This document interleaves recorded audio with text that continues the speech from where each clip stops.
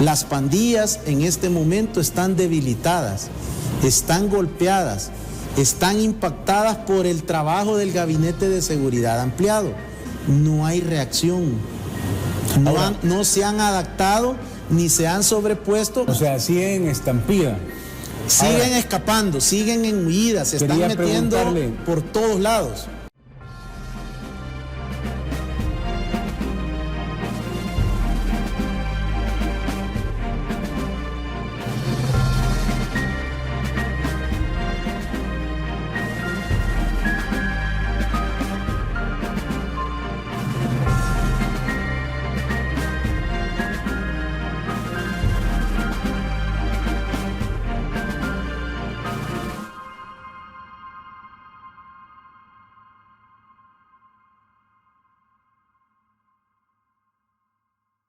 Pero ¿qué va a suceder? Una de las premisas que va a ser derribada a través de este proceso del Estado, del régimen de excepción, la incursión y las reformas al Código Penal y Procesal Penal, va a ser que los miembros activos, los miembros operativos, en mi apreciación, no han sido los que se han dicho. Las pandillas en este momento están debilitadas, están golpeadas, están impactadas por el trabajo del Gabinete de Seguridad Ampliado. No hay reacción, no se han adaptado ni se han sobrepuesto. O sea, siguen estampida. Siguen escapando, siguen en huida, se están metiendo por todos lados. Usted, a partir de esa metodología de ir recabando información, ¿qué datos nos puede dar del estado de excepción? ¿Cuáles son los números o la información que se origina luego de la implementación, que ya pronto va a cumplir un mes el estado de excepción? Bueno, los datos más relevantes que proceden de dos fuentes primarias, digamos, el Ministerio de Justicia y Seguridad con la Policía y la Fiscalía General de la República. En el primer bloque, a través del Ministerio de Justicia y Seguridad y la Policía y la Fuerza Armada como Ministerio de Defensa, conocemos el proceso a diario de las capturas. En este momento se superan ya las 15.000 capturas este día viernes y se superan ya también las 5.950 personas que han sido llevadas a sede judicial y que se ha iniciado el proceso de audiencia para el establecimiento de las medidas restrictivas a la libertad, conocidas como audiencia inicial. ¿Esto qué significa? Que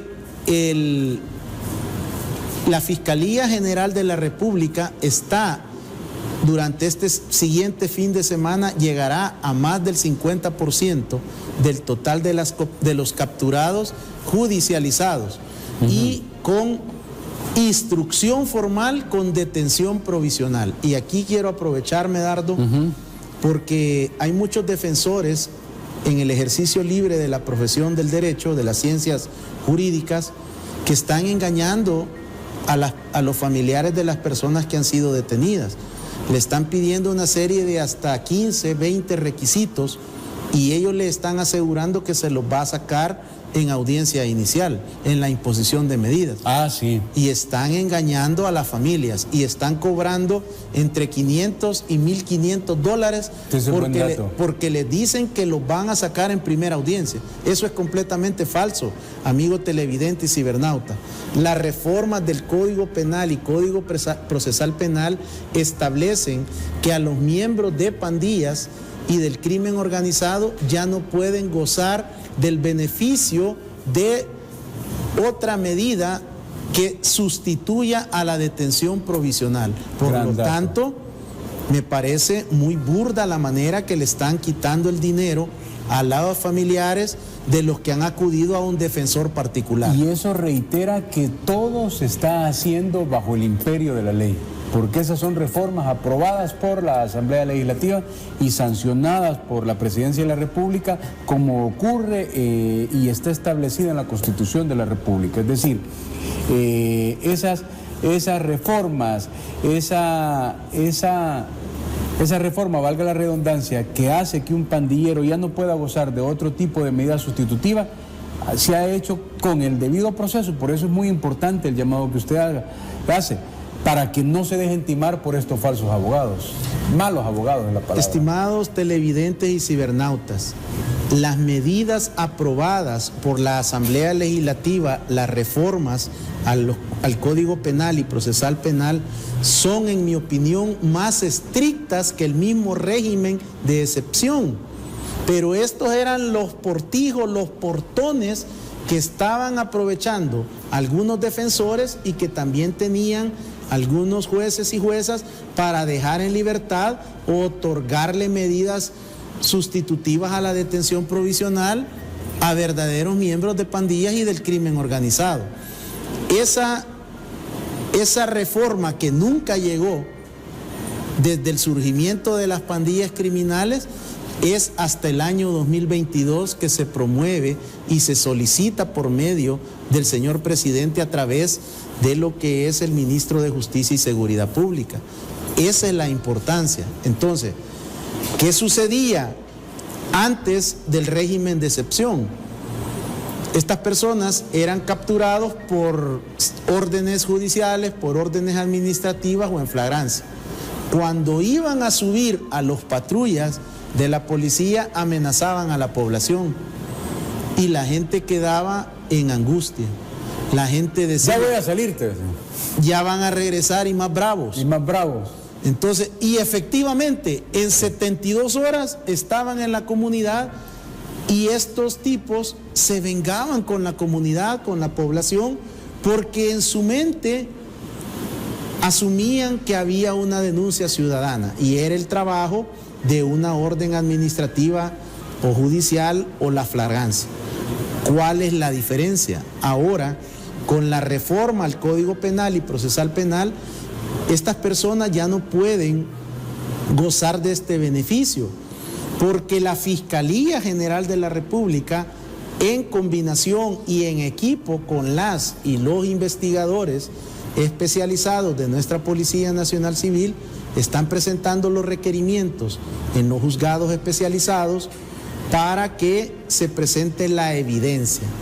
Esa evidencia es tan irrefutable que los jueces y las juezas especializadas han tenido que decretar la instrucción formal con la detención provisional, porque ya no está la posibilidad o de exonerarlos, de absolverlos, de darles una exoneración definitiva en la audiencia inicial o de mandarlos a arresto domiciliar, porque también teníamos de esos casos.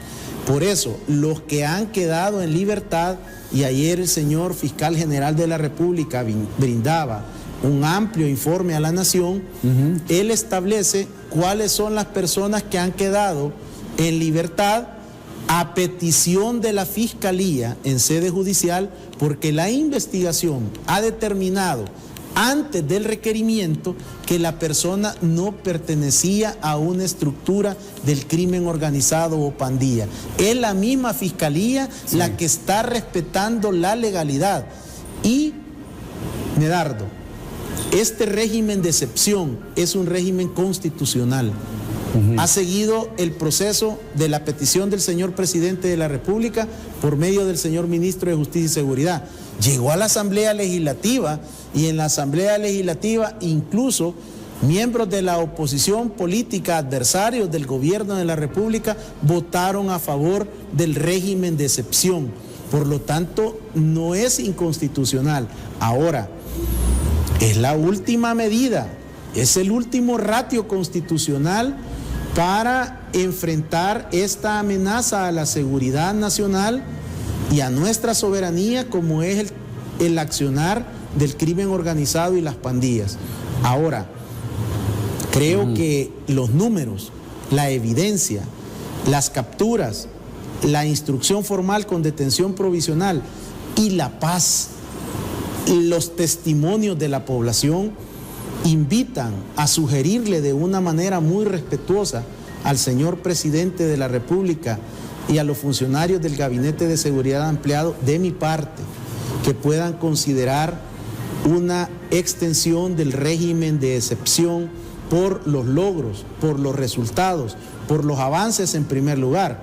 En segundo lugar, en mi apreciación, porque el nivel de capturados se requiere de este régimen de excepción. Es más, yo sugeriría a los magistrados de Corte Plena en la Corte Suprema de Justicia que puedan revisar si no puede haber un esfuerzo adicional al que ya han hecho para habilitar algunos jueces especializados adicionales que ayuden en este momento a poder desarrollar las audiencias y poder hacer todo este proceso. La Policía Nacional Civil y la Fuerza Armada estarán en la capacidad de brindar un informe, en mi estimación, que estará entre 16,000 y 18,000 hombres y mujeres capturados, miembros de estructuras del crimen organizado y las pandillas. Esto requiere de un trabajo adicional y extraordinario al que ya están haciendo las y los funcionarios, el talento humano de todo el Gabinete de Seguridad Ampliado. Okay. Y antes que me lo pregunte, ¿cuánto se debe de prorrogar este régimen de excepción? En mi opinión, todas las veces que sea necesario. Se tendrá que renovar, porque si el presidente Bukele, si el Gabinete de Seguridad Ampliado han denominado, según las palabras de ellos, que esta es una guerra contra las pandillas, mi respetuosa sugerencia es mantener esa línea, estabilizar, lograr finalizar el proceso de captura que tenga planificada el Gabinete de Seguridad Ampliado, dar espacio a los procesos de judicialización y algo que no se está diciendo, que continúen las fases de la estrategia del Plan Control Territorial que siguen llevando los logros y los resultados que se tenían hasta previo al último fin de semana de marzo 2022. Usted, digamos, es de los que tiene claro que debe de prorrogarse el estado de excepción. Y usted lo tiene claro por conocimiento, por estudio. Hay muchísima gente que también apoya el que se continúe el régimen de excepción. No sé si tenemos producción, que fue esta encuesta de la radio KL. A mí me parece bien interesante si lo podíamos programar o pautar, producción, para comentarlo, porque es un dato sorprendente. El licenciado Sosa hace una recomendación que el régimen de excepción debería de prorrogarse todo lo que sea necesario. Esta pregunta era interesante. ¿Considera necesario que haya una prórroga del régimen de excepción para continuar el combate a la delincuencia? El 93.3 dijo que sí, y tan solo el 6.7 dijo que no ante esta encuesta de la emisora antes dicha. A mí y hay muchas más. Walter Arajo colocó otra que también tenía números sorprendentes, y hay muchísimas más. A mí lo que me llama a valoración es cómo es que la oposición, que tiene su derecho legítimo, pueden hacer argumentaciones que se caen fácilmente. Es decir, usted acaba de explicar muy bien por qué es que el presidente decía al principio, claro, es el presidente de la República y es el comandante general de la Fuerza Armada y es el de la iniciativa. Entonces él decía, y vamos a capturar a tantos y no van a salir, y van a pagar en la cárcel. Y entonces venía la oposición y decía que esas posiciones eran la de un dictador, la de un autoritario, y cualquiera podía ver que era precisamente porque él estaba hablando en base a las reformas, que es lo que usted ha explicado. Es una cosa increíble, o sea, cualquiera lo entiende. ¿Por qué es que la oposición? Es que mire, Medardo, a mí me da es increíble mucha risa cómo el presidente Bukele, que realmente es un joven, pues, Sí. tiene sin argumentos, sin excusas a sus adversarios y a sus opositores. El presidente Bukele lo que ha demostrado en estos 35 meses de su gestión es que es un hombre que sabe mandar, que sabe ordenar y que cuando sale públicamente es porque ya hizo todo un estudio estratégico y de análisis. Y cuando él comienza a través de los medios de comunicación o de sus redes sociales a emitir en 240 caracteres una instrucción, marca la pauta del mensaje de difusión y comunicación estratégico. Cuando yo escuchaba que el presidente decía eso, yo automáticamente, porque hay que leer, Medardo, hay que estudiar los cuerpos legales, hay que estudiar las iniciativas, hay que leer la Constitución y las reformas. Yo sabía perfectamente que el presidente se refería a eso. No es que él tiene potestad sobre la Corte Suprema de Justicia o sobre los jueces. Bueno, yo le puedo casi decir que el presidente jamás se encuentra con ningún juez de los juzgados especializados. Es simplemente que es la normativa vigente de acuerdo a lo que se ha aprobado en la Asamblea Legislativa y que se convierte en un acto valiente del presidente Bukele. Mire, desde el expresidente Alfredo Félix Cristiani hasta el expresidente Salvador Sánchez Serén fueron cobardes. Y cuando me refiero en esta palabra, no es peyorativamente, es una palabra que está en el diccionario de la Real Academia de la Lengua Española. Una persona cobarde es aquella que no tiene la capacidad de enfrentar una adversidad, un problema, una crisis, una problemática. En este caso, una situación de seguridad nacional y defensa. Ninguno de los antecesores tuvo la valentía, la hidalguía, la capacidad técnica, la capacidad estratégica, ni mucho menos la voluntad política de resolverle a la población este problema de las pandillas. El presidente Bukele entrará a su mes número 36 de mandato. En pocas horas estaremos en mayo y entrará a su mes 36.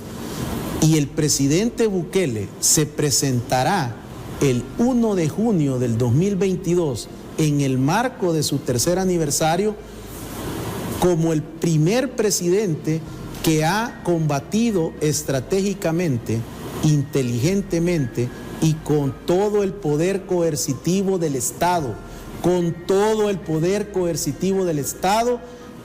de una manera tecnojurídica, es este combate, sin ni una tan sola bala disparada por los policías ni por los miembros de la Fuerza Armada. Ha sido unas capturas limpias, ha sido el uso progresivo de la fuerza y es el régimen de excepción el que ha facilitado que todo el nivel de inteligencia y de contrainteligencia que tenía ya la Policía Nacional Civil con el apoyo de la Fuerza Armada y Fiscalía permitan estas capturas. Entonces, el presidente Bukele llegará, esa es mi proyección, me puedo equivocar, pero en el discurso de su tercer aniversario, el presidente Nayib Bukele ya no solo llega con logros, avances, resultados de la estrategia del Plan Control Territorial. Además de esto, que por cierto, este día, todos los indicadores y delitos de alto impacto están a la baja en relación al año 2021 y al 21 de abril del 2021, comparados con marzo del 2022 y además con todos los gobiernos anteriores.